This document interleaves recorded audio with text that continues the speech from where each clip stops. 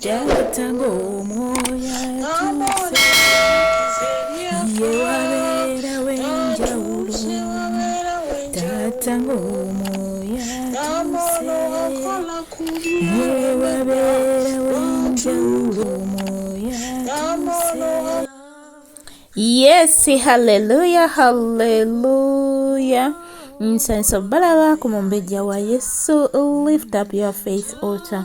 Amanyo n'eddoboozi lirenze omumbejja wa Yesu enikesen nga nebaza Mukama nti annonze nate okwogerako eri abatukuvu be si lw'amaanyi si lwa buyinza n'olw'ekisangulumiza Mukama. Mwasize mutya era mwasibye mutya buli omu n'akadde ke gy'ali weewaawo nange ekitiibwa n'ettendo nkiddiza Mukama nti ankuumye atampadde akakisa nate okubeera omulamu si lw'amaanyi si lwa buyinza n'olw'ekisa tugulumize Mukama.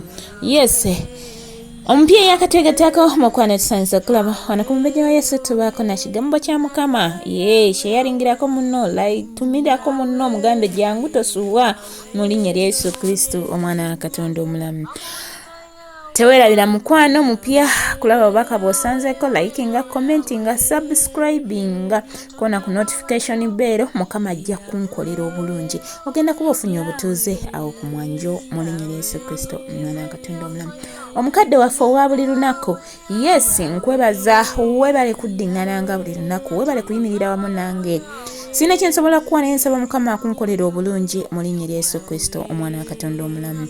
Olunaku olwaleero tugguse n'omutwe ogugamba nti tetutunula mabega, don't look behind. Mulokole mukwano, wewe obadde otunula emabega, kiki obadde otunuulidde, kiki obadde olowoozaako, obadde olowoozaako ku kutunula emabega, obadde olowooza ku kuddirira? Nedda, tokkiriza kuddirira mabega. Akumpeera omukisa Mukama nga tuyiga omwoyo wa Mukama akulembere mu byonna bye tugenda okuyiga mu linnya lya Yesu Kristo omwana wa Katonda omulamu. Mwoyo wa Mukama Taata kulembera.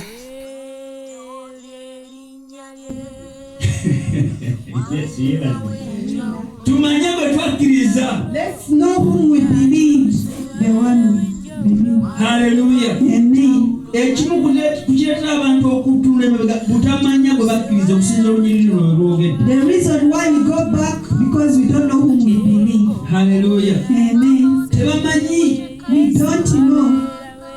Byawoza nalokoka niyo mubuuza Yesu gwe wakkiriza y'omutegeera. They say they are born again, but ask them yeetambira kuwaaka. They say it's a miracle. Awonya abalwadde. He heals the sick.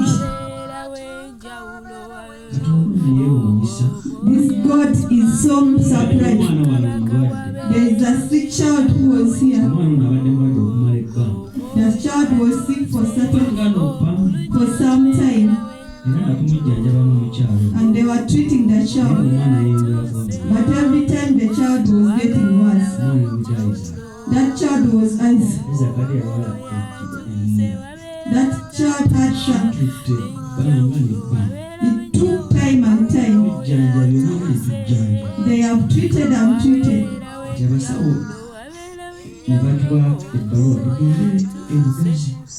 They gave them the letter to go to Uganda. Then they gave him the doctor to come. Because they have treated. Those who could find him with that even the teachers could ask at the school. But every time they give him the headache is.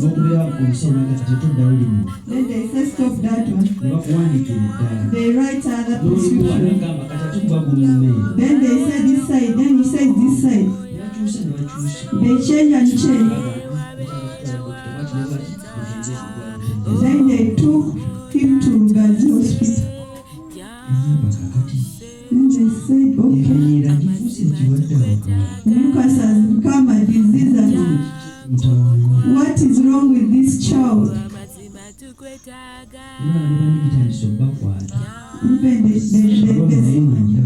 Even the sibling were sick.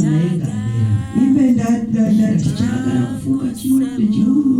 now it has become a sickness of hope. Flu was a disease of the children, and they were treating it each and every day. Then God abide. In the Bible there is a he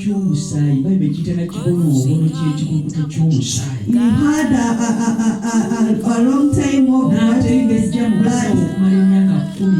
She went to physician for 12 years, but every time the situation was getting worse. But when she came to you, she was delivered.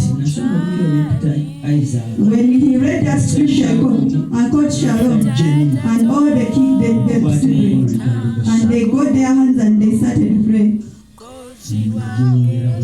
The things started flowing.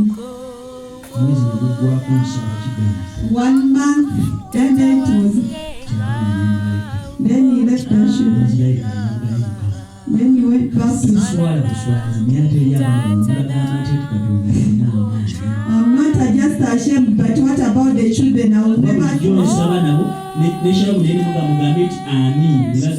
I've always prayed with my children. Now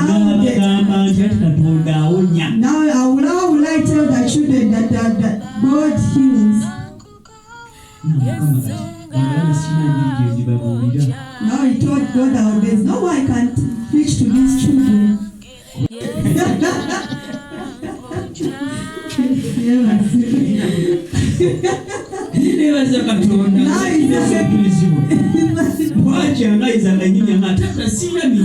The day came and then you can you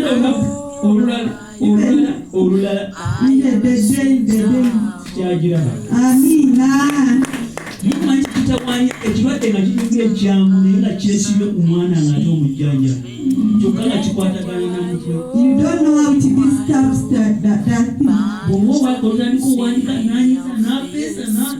Every time they are doing work, they are sneezing, they are praise the Lord. Why is it our God can do beyond what we think of? That testimony looks like a but for them who have been treating the child, they see a big testimony.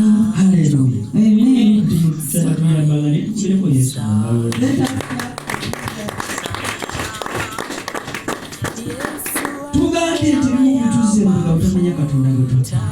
what makes us go back to not knowing our God?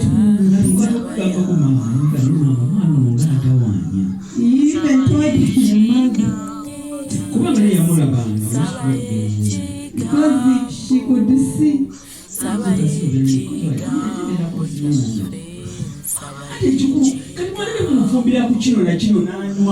They could tell him, why don't you buy this and this and this so that you can tell.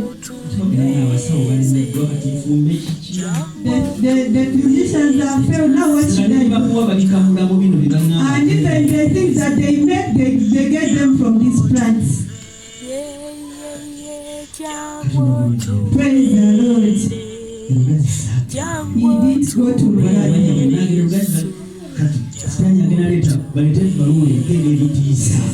he goes there, they will bring the money.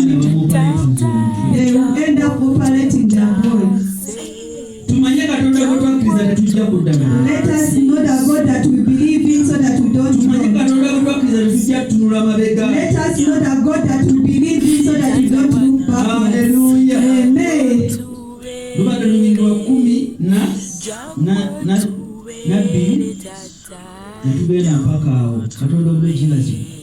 agambye nti era kyembambonabona bwentyo naye sikwatibwa nsonyi kubanga mmanyi yanakkiriza.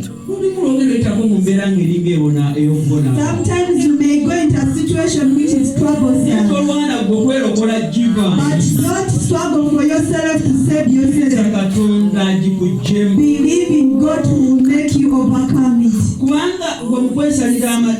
You sometimes can't even get the thoughts that you are going to get. They may be the thoughts that making you to do the things that you abandoned.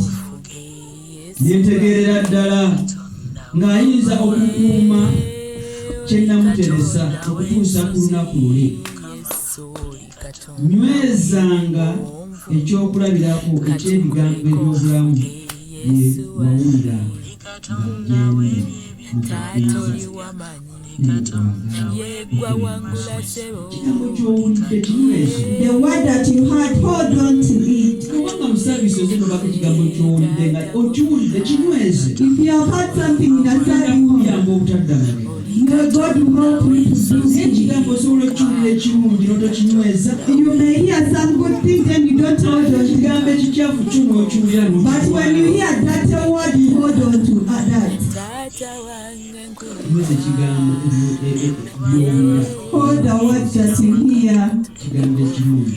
The word that N'akyagala okuli mu Kristo. and the love that is in N'agamba Christ. nti ekintu ekirungi kye wateresebwa okikuumenga n'omwoyo Katonda omulungi. Whatever they gave you, N'abatukuvu Katonda alina ebirabo by'atwesigisizza. every one of us, they have given us gifts.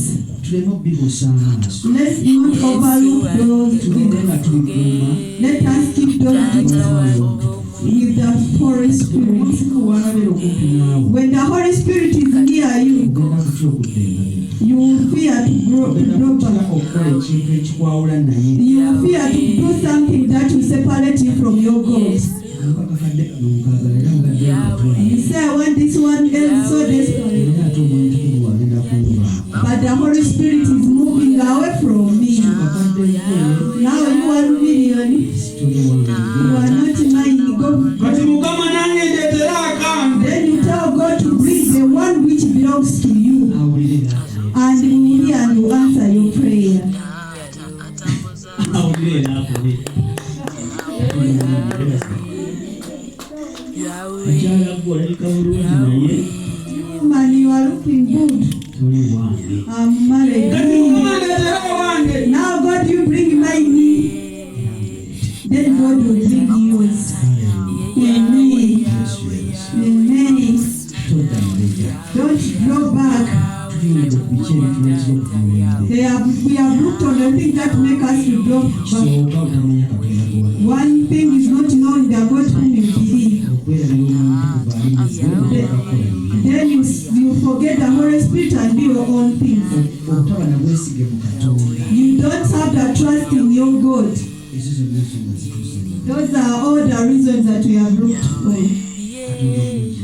Praise the Lord. Obutaba na kukkiriza kumala. When you don't Kwagala have- kutuukiridde mu Kristo. You don't have enough faith and the love that you want in God. Awo olinga akkiriza olinga ayagala Katonda naye oli awo. Today you love God, but it is like you are dodging Katonda around. omulungi yeebazibwe. Praise the Lord. Eza kuba esooka olugero ensooka paka ku lwomukaaga sigenda kusomayo. When you look in Psalms 1, Erina byennyonnyola awo. they tell you things. Okutuula You sit n'okuyimirira and stand amannyo in g'abanyooma the counsel of the ungodly. kisobola okuzza emabega. It may make you draw back. Tuula ku ntebe y'abanyooma. You took sit in the seat of the scornful. Kubanga Zabbuli akyogerako nti n'omukisa oyo They tell you omusajja yeesiga Katonda the man who trusts atambulira in, amakubo ga Mukama. he walks in the ways of Atatuula the. mu ntebe z'abanyooma. You don't sit in the seats of the scornful people. Okutuula ku ntebe z'abanyooma. You sit in the seat of scornful Kuba people. nagera tegerera b'otambula nabo. That's why they told you to be Towajjawa naye careful. manya w'okuli. Don't leave them, but know where you should end. Haleluya. Amen. Kituuka okuzza emabega. That one thing may make you good.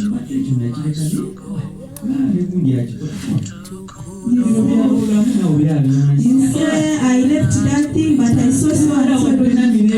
You be there when you are not peaceful. At the end, you end up becoming your habit.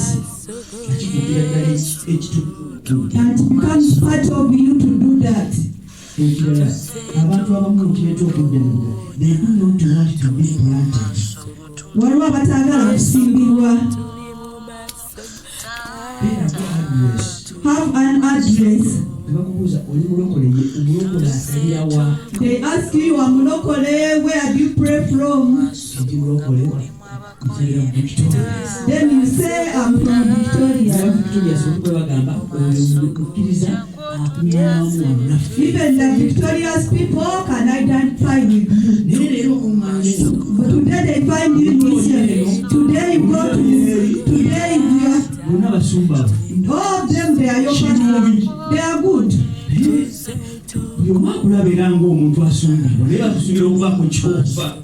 They should know that you are coming from somewhere.